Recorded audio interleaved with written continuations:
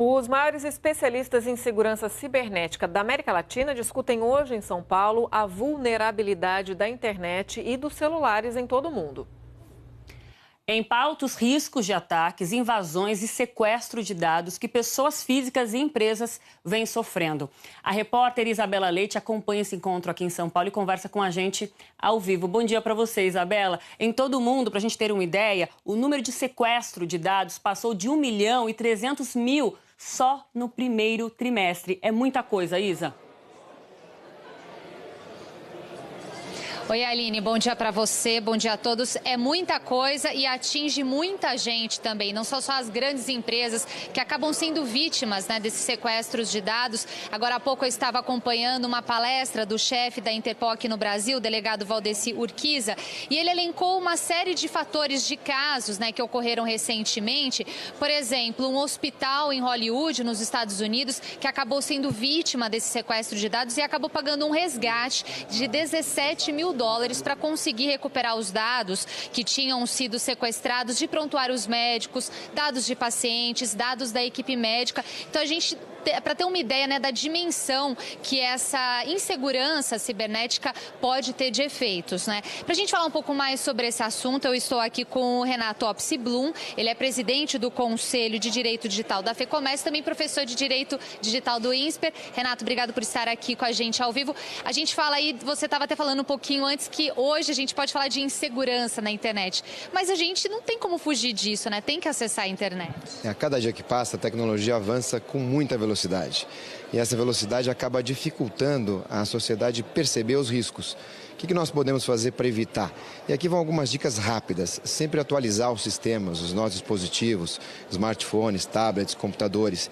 Sempre desconfiar, usar o bom senso. Senhas complexas, difíceis e variadas. Ao mesmo tempo, procurar ler os termos de uso. Esse é um outro problema que a gente vivencia.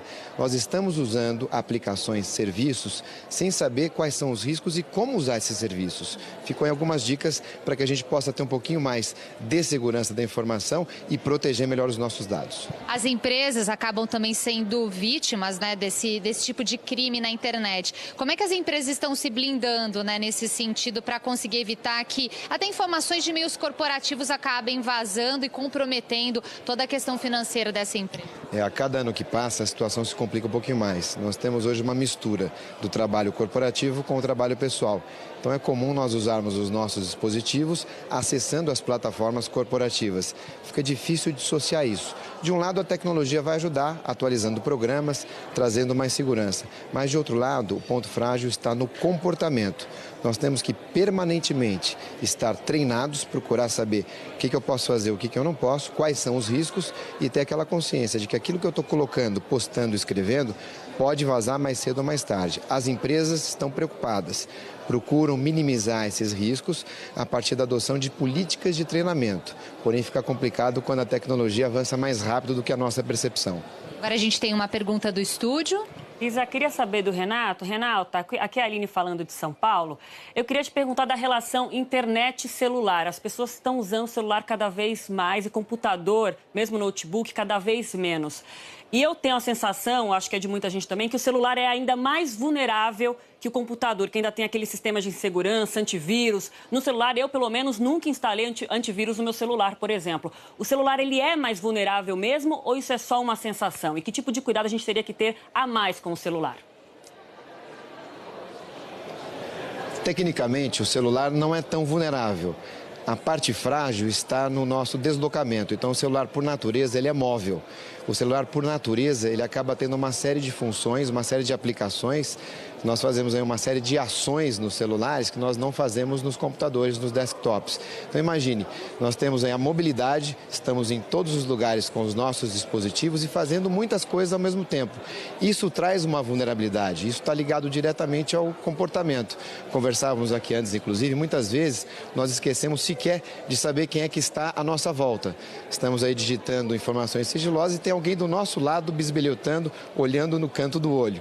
É uma questão comportamental.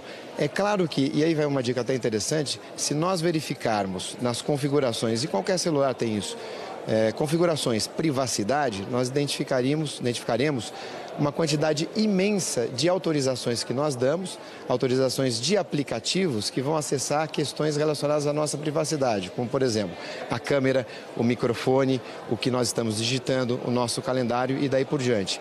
Imagine se alguma aplicação, algum programa dessa natureza tiver algum problema, alguma falha de preservação ou de guarda. Os nossos dados serão expostos. Então, infelizmente, nesse ponto, nós temos aí um aumento dos riscos relacionados ao vazamento de informações, seja por ações voluntárias nossas, seja por questões relacionadas à falha de programas de computador. Agora, Renato, na fala do delegado da Interpol, a gente também ouviu ele dizendo que um dos crimes mais comuns tem sido a extorsão sexual e que as vítimas têm sido crianças nas redes sociais.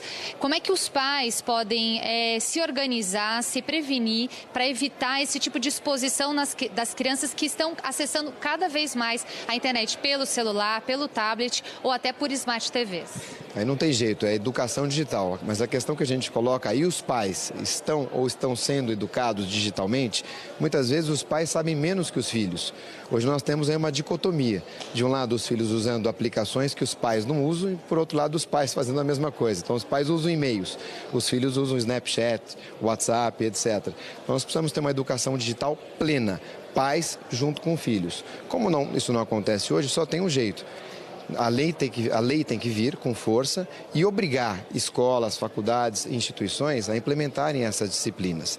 Nós já temos uma lei que traz esta obrigação para o cyberbullying, terrível bullying que muitas vezes até provoca o suicídio. Precisamos ampliar isso. A lei deve vir com mais força e obrigar novamente a instituição da educação digital permanente em virtude dessa rápida evolução tecnológica. Essa seria a solução. Certo, muito obrigada, Renato, por estar ao vivo aqui com a gente na edição das 10. Bom, são dicas, básicas, como o próprio Renato disse, verificar as questões de privacidade no celular, porque é um caminho sem volta, A internet veio para ficar, a gente depende disso para trabalhar, mas tem que ter o bom senso, como o próprio Renato disse, para se blindar ao máximo desses riscos que o acesso à internet acaba oferecendo para todos nós. Aline e Raquel. Tá certo, obrigada. Então, Isabela, é importante realmente todo mundo ficar atento aí nessa questão de segurança da internet. É um assunto que atinge a todos nós,